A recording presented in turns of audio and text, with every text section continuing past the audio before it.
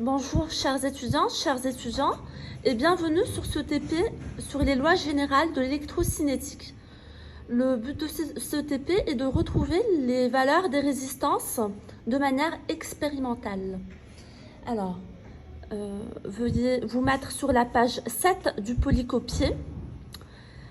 Comme vous le savez, un TP, c'est 80% de préparation à la maison et 20% de travail en classe pour l'acquisition des signaux, la réception des signaux, l'interprétation des résultats et la lecture des signaux.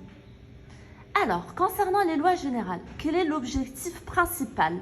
L'objectif principal est de tracer la courbe U est égale à RI, donc U en fonction de I, afin de retrouver la valeur de la résistance R qui est inconnue. Pour ce faire, nous allons utiliser le logiciel Data Studio. Donc, une fois que nous aurons allumé notre ordinateur, nous allons ouvrir notre document loadom.ds, DS qui est l'abréviation de Data Studio, donc le logiciel. Nous allons tracer la courbe U en volts en fonction de I en ampères. Nous allons prendre un point de cette courbe affine et on va dire que R de manière expérimentale, qui est U sur I, est égal à YA sur XA, qui correspond au coefficient directeur, n'est-ce pas? C'est assez simple. Et ceci d'une part. Donc d'une part, nous aurons retrouvé la résistance de manière expérimentale. D'autre part, nous allons lire la valeur de la résistance de manière théorique grâce au code couleur ou bien grâce au multimètre.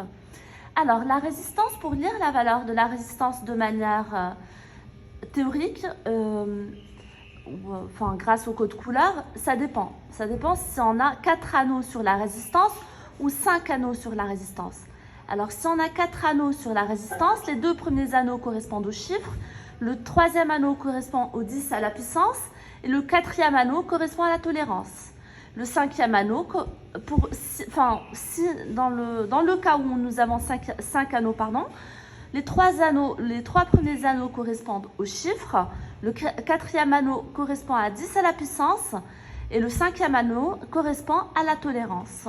Alors bien sûr, pour retrouver les valeurs des couleurs sur la résistance, nous allons utiliser la fameuse loi que vous connaissez déjà, du code couleur, donc ne mangez rien ou jeûnez, voici bien votre grande bêtise. Faites attention au calibre lors de la lecture des signaux.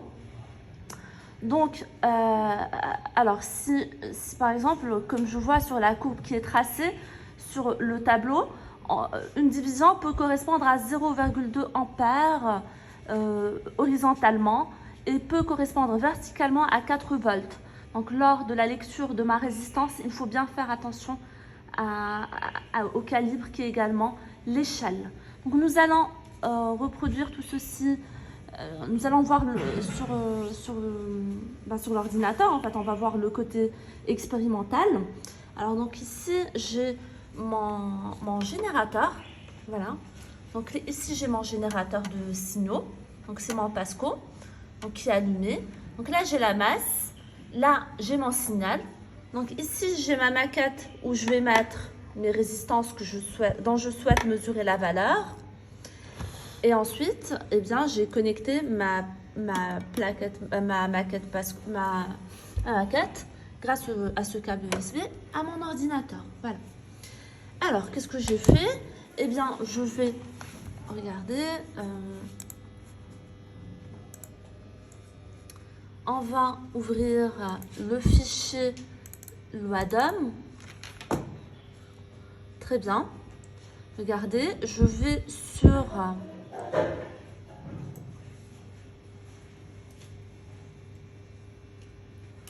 tension de sortie versus courant de sortie. Donc, c'est le graphique que je souhaite. Et je tire. Voilà, donc là, je peux fermer. Pourquoi? Parce qu'il y a... Voilà, il y avait déjà des choses qui étaient tracées. Donc là, j'ai tiré. Voilà, donc j'ai tiré, j'ai un nouveau graphique. Donc là, j'ai une tension en fonction du temps. J'ai un signal triangulaire, comme ce qui est demandé dans le manuel. d'amplitude 3 volts et de fréquence 60 Hz.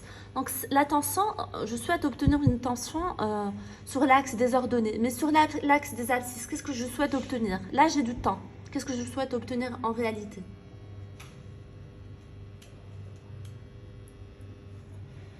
Courant. Très bien. Donc je souhaite obtenir du courant. Donc je vais modifier le temps par le courant de sortie. Voilà.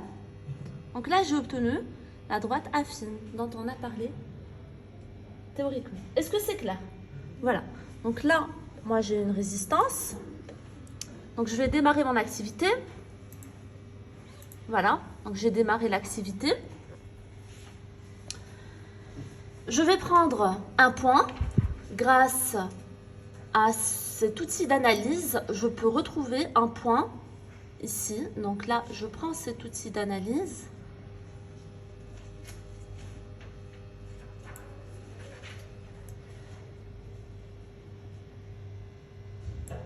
Voilà, donc j'ai pris cet outil d'analyse, je l'ai mis sur un point de la droite et je vais calculer Y1 sur X1. Et donc là, ça fait 2,941 divisé par 0,029. Donc, la valeur expérimentale de la résistance est de 100 ohms. Nous avons ici une résistance dans le code couleur et marron, 3 noirs et un marron. Donc, marron c'est 1, noir c'est 0, noir c'est 0, donc c'est 100, fois 10 à la puissance noir, donc c'est 10 à la puissance 0, donc 100 fois 10 à la puissance 0, donc 100 fois 1, plus ou moins le marron, et le marron c'est 1%.